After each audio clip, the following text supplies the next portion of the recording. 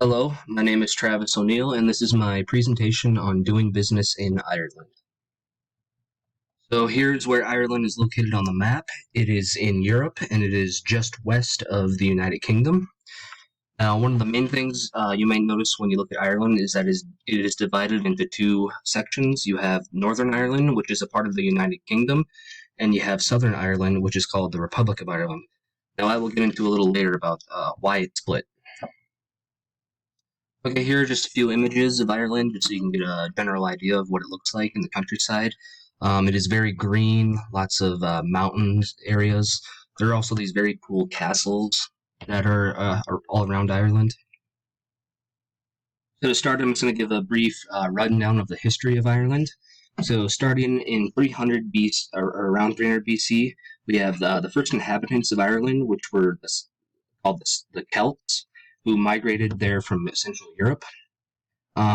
These people of Celtic culture flourished based on the traditions of pagan faith. They believed that the gods rested in the stars, and they worshipped the seasons and the weather. These people also spoke the ancient language known as Gaelic, which is a form of the Irish language that is one of the official languages of Ireland today, along with English. And then moving to around 400 AD, Christianity made its way to Ireland, and this was largely aided by the bishop known as Bishop St. Patrick, who converted the land from paganism to Catholicism. This is also where we get the holiday known as St. Patrick's Day, which comes on March 17th, which is the day that St. Patrick died. So it's a celebration of Irish culture.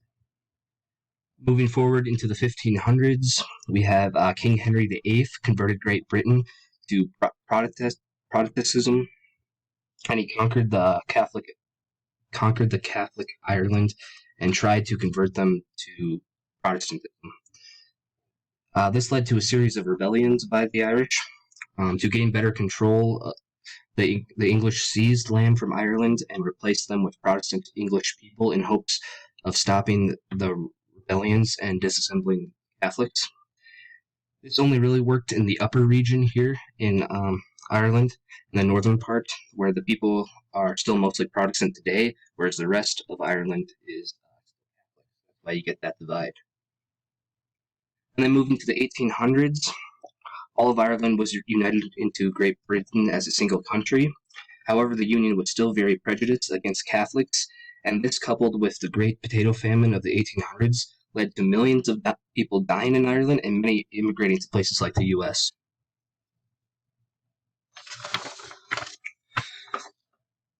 After the First World War in 1920, the Irish fought in a war between Britain for its independence in 1922, and it was granted its own home rule under the British Crown.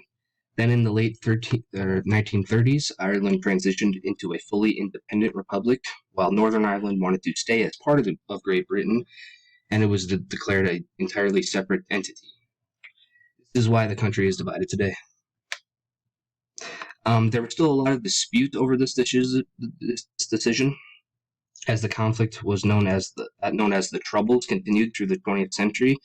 This was a violent conflict between the Protestant Unionists and who wanted Northern Ireland to remain a part of the United Kingdom, and the Roman Catholics who wanted Northern Ireland to become part of the Republic of Ireland. Conflict then sort of came to an end in 1998 when the Good Friday Agreement, where the people of Northern Ireland and the Republic agreed to exist in a state of tandem, wherein the majority of Northern Ireland voted to join the Republic. The government would allow for this to happen if the majority voted for it. Moving on to the political structure of Ireland. The political structure of Ireland is that of a parliament democracy, where the country's head of state, the president, is elected directly by the public for a term of 7 years and is eligible to be re-elected for a second term. The parliament in Ireland are democratically elected by proportional representation and include two houses, the main legislative body and the Senate. The most important role in Irish politics, though, is that of the Prime Minister, who is the head of the government. The environment of Ireland is that of control orientation. This means they urge to achieve control and shape their environment to provide solutions to problems. Building lasting and trusting relationships is also very important to Ireland and can be crucial for your business success. So relationships are a huge part of Ireland's culture, and therefore it has a profound effect of the political environment when it comes to starting a business. Furthermore, some important rules and regulations when it comes to being successful in Ireland's political environment is to avoid open conflict, know that politeness is crucial, and show genuine interest and compassion. And then, speaking of the family in Ireland, the traditional family structure of husbands and wife and children is still the norm, with women often staying home to care for the children and household while the husbands provide. However, gender role attitudes and behaviors in Ireland have been changing dramatically over the last 40 years. This has included a marked increase in women's participation in the labor force, including that of married women and women with children. Relationships are very important in Ireland culture, and at the heart of their relationships are the family. Personal relationships that family members share and the support they receive from one another is highly valued, and this is the reason that many companies in Ireland are family-owned or controlled.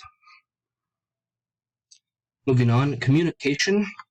Communication, both verbal and nonverbal, in Ireland is one of the most essential elements that gives understanding to the culture of the country.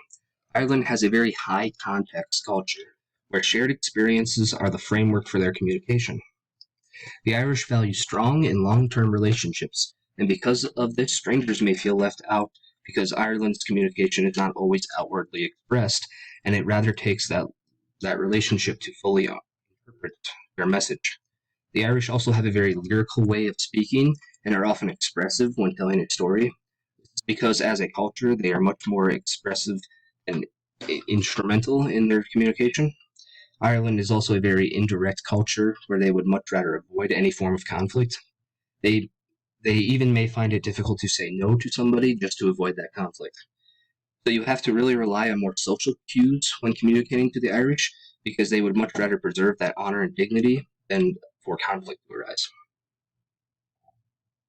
Next, I'm going to talk about Hofstede's dimensions of culture and how it relates to Ireland, starting with power distance. At 28th, Ireland sits in a much lower ranking as regards to power distance, and it's a society that believes that inequalities amongst people should be minimized. Both managers and employees expect to be consulted, and information is shared frequently between the two, and communication is much more informal and direct. Moving on to individualism, they score a 70. At a score of 70, Ireland is an individualistic culture. Employees are expected to be self-reliant and display initiative. And uncertainty avoidance. At 35, Ireland has a low score on uncertainty avoidance. Ideas are important. Being imaginative is appreciated.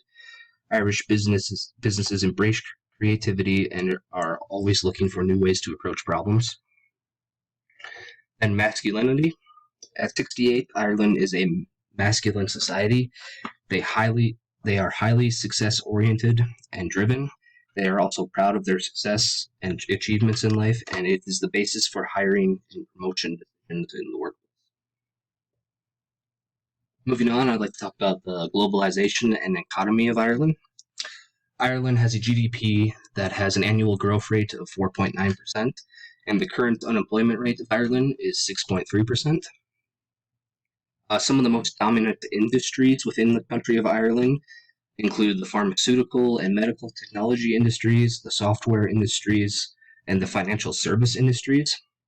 These are all some of the most fastest growing and reliable industries in Ireland that contribute greatly to the economic success there.